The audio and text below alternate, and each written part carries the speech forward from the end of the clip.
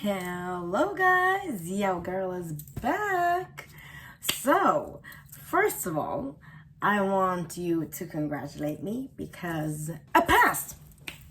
I passed my theory exam for my driver's license. The first test is done. My next test, I will not say what it is because I don't want to jinx anything. It feels so good, and to be honest, I kind of knew that I was gonna pass it already because I've been practicing and I've been doing well.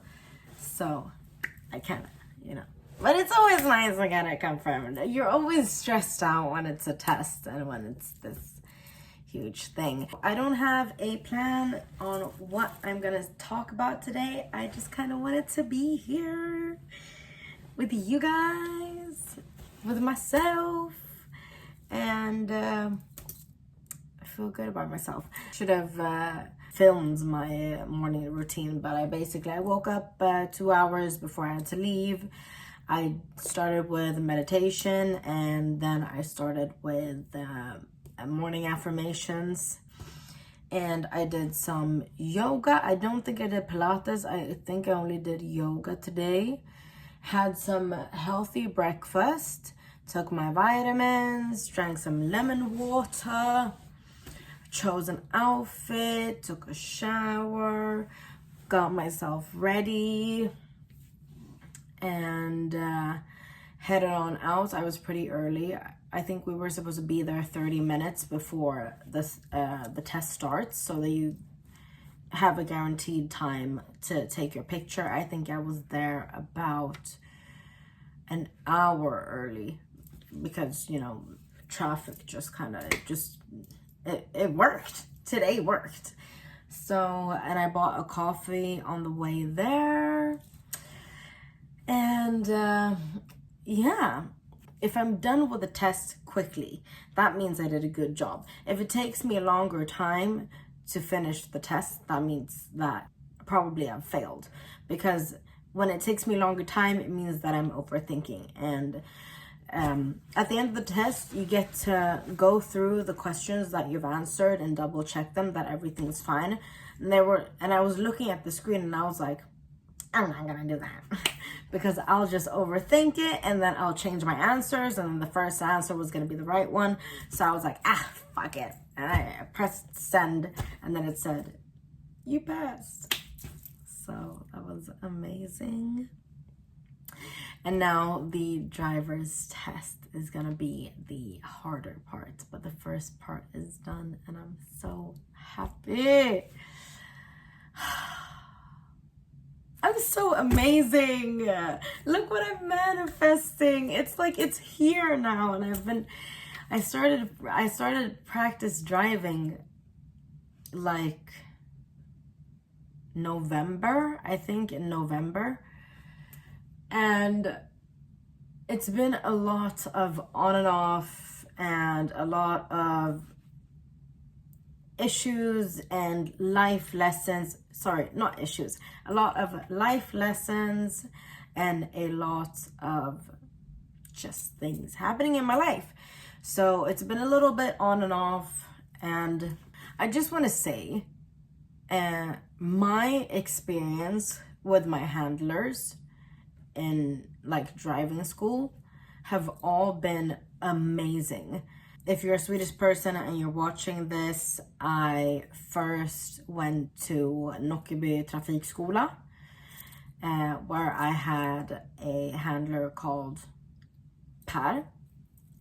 He's hilarious, super funny. And he's also he lives in the same area that I do. And we actually go to the same gym, but we always miss each other. And then I took an intensive course in Söderhamn using the school drivers.se. And I have had handlers Jimmy and Oscar, and they've both been amazing. I've done most of it with Jimmy, but I've had one lesson with Oscar, and he was also super nice. I've had a great experience. They're so nice, they're so kind, and I've had a lot of fun. I have really had a lot of fun. And then I had a private handler before that, and long story, blah, blah, blah. We don't have any contact anymore, but when we were driving, when he helped me learn how to drive, I had a great time as well. And I love driving, and the more I drive with, I think, schools, it really, in Sweden it's so hard to get, but it really changed my perspective of driving. I still find it very fun to drive. I do love driving, but before I got to learn things that the school actually taught me, and I only got to learn from my private handler, I didn't take it as seriously. I didn't understand the risks as much, and I was like, oh, this is so fun, blah, blah, blah. And now it's like, you know, there are risks with driving. For example, if you drive 30 kilometers an hour, it's an 80% chance that the person that you hit is going to survive. But if you drive in 50 kilometers an hour, it's a 10% chance of the person surviving. So it's a huge difference between 30 and 50 kilometers an hour and stuff like that. And that I've gotten to learn and also think about while I'm driving. So it's been a great experience, and I'm very grateful and I'm very happy. I'm not done yet. Let me get back to you when I have my license, but I am super happy. And I went through a dip. I think the way out for me was every time I dip, like mentally, or something happens, my world goes, when I'm happy and when I'm normal, my world is this big. And as soon as my mentality dips, could be for whatever reason, it immediately, like, my world goes to this small. And it's so much harder for me to get out of it and get out of it and get out of it. And I think that most times when I dip, the way for me to get back up on that horse is just, it just clicks. And then I'm back up. And I guess that's life a little bit. But it's just, I want to be able to be comfortable with the dips. And I think that that's why I'm dipping a lot. I think it's like, before it was like once a month. Now I think it feels like it's like every third week, every other week. I have like 4 days max where I just, you know, and for me, those 4 days feel like a month. It feels like an eternity. And I just have to realize that the world is not my issues. The world is so much bigger than my issues right now that I'm struggling with. Oh, another thing that I need to work on is to observe my thoughts and take a step back from them. Because what I do is when I get these thoughts, for example, if I think, oh, you suck, instead of thinking, oh, and observing it and being like, okay, that was weird, whatever, I am not my thoughts. I answer in my thoughts. If I in my thoughts say you suck, then I in my thoughts answer, you can't think that you suck, that's rude, but you do suck. Oh no, you can't think that, you suck because you think that, you suck, no, you suck because you think that, wait, what the and then I just start arguing with myself because I identify as the thoughts. And it feels like I know this and I get to learn it, and that's what takes me out of the dip. But I kind of forget it during the way, and I think that's what kind of makes me dip again. So I need to understand that I am not my thoughts. When my thoughts are yelling at me, I imagine that I have like a screen up here, like I'm at the cinema, and I'm just observing, like seriously looking at my thoughts. And as soon as I do that, they disappear, and it makes me crazy because think those thoughts then, because now I'm here to observe them, but they kind of just, they go away when I do that, which is also very good. So I think that I need to, when I'm dipping, that's when I have to observe my thoughts, because otherwise they disappear. And they usually tell me what I'm doing wrong as well. Anyway, I'm so happy that I don't have to study anymore because I hate studying. It's been fun, like classes we've had like Zoom lessons. That has been very fun. I kind of miss being in a classroom. I haven't studied in 5 years. I do miss being in a classroom. There was this one girl in class and she was like a teacher's pet and she was so annoying, and I was just sitting there like, ugh, sighing at her. And it's rude, I know it is, but it was so fun sighing at someone, you know. And it was Zoom, so I didn't get to see anyone. None of us had our cameras on. I just imagined that if there was a classroom, I would have been able to, like, you know, get eye contact and like sigh together. And I do miss that. I miss rolling your eyes and eye contact during lessons with the classmates. So maybe I should take a course or something, because that was kind of great, actually. It was nice. And now today I was like, okay, how am I gonna celebrate this? So I thought I'll celebrate by watching some YouTube and editing my video. I have another one coming up tomorrow, hopefully. And then I was like, let's record, because why not? So that's what I've been doing as well. But the thing about my dip was, I think that first of all, something weird happened that triggered me a lot, and rightfully so.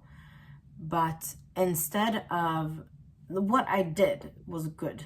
I called someone that I can trust. I told them what was happening, and I removed myself from the situation and went to my safe space, and I stayed there.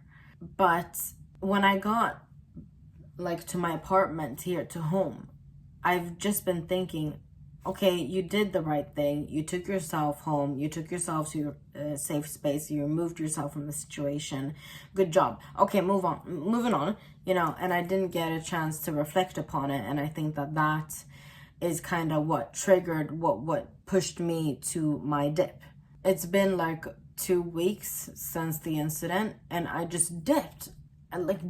I slept for 14 hours. I overslept every day. I missed my lash appointment because I was sleeping 14 hours. And I have a hard time waking up, so I set alarms every 5 minutes for an hour. And I said, seriously, how can I not wake up from a single alarm in an hour? And when I wake up, sometimes, you know, when you oversleep, it's because you snooze your phone, right? I don't even wake up to snooze it, not that I know of. I think I snooze it in my sleep. But you know, sometimes you wake up and you're like, oh, just 5 more minutes, and then all of a sudden it's been like 10 hours. I didn't wake up at all. I didn't wake up. And every day I missed something, and I overslept because of this, and I overslept because of this. And if I didn't have anything planned, I still woke up at like 2:30, 3:30 in the afternoon. It was insane. And it didn't matter what I did. And because of that, I started treating myself pretty harshly, and I got pissed at myself. And the only way out is through love. You know, you have to through and do it with love. And I just didn't. I got angry at myself. And the angrier I got, the worse it got. I think it was a day where I was like, fuck this shit. I'm starting over. And I overslept that day. And I overslept the day after. But that day, because I was like, let's start over. I mean, eventually I got to a place where it worked. So the thing that I am most proud of within myself is that I don't give up. I'm very resilient. And I just have to not give up. That's it. And if you dip, you dip. I mean, I have dips all the time. The things that you're not supposed to do is get stuck on it and complain about it. For me, I usually do, like, I don't write in my journal. I should start doing that. I'm sorry, I've had a lot to do. I haven't had a lot to do. I've had vacation. Why am I lying? Don't lie. That's rude. But I do video diaries, right? So I record myself and I save it to my Snapchat instead. And some days when I've had something happen to me and I'm pissed about it and I want to vent and get it out on my system so that I can let it go and go back to being at home and doing what I do, I record the video and then I rewatch it. And then I rewatch it like 10 times, right? I did that before, but I realized that it's keeping me living in the moment. I can't let it go. If you record the video, you let it go and then you go back and you watch it when you've calmed down. You don't let it go and then rewatch it to re-trigger your brain again. That's not how it works. So if you're on your healing journey and you kind of want to let things go and you write them down, like, leave that. Don't watch it again. Don't reread it. Wait a week or two. You have time, you know. You have hopefully many years left to live. You don't have to reread or re-listen to what negative experience you've been through. Hello. Ugh. I don't think I have anything left to say other than that you are amazing. You are so resilient. You are freaking awesome. And you will get your dream life. And all you have to do is just trust. Sit back, relax, and trust. You're going to get there. I promise you. Seriously, I've known people that are so much more ADHD and that I wouldn't trust maybe have a license.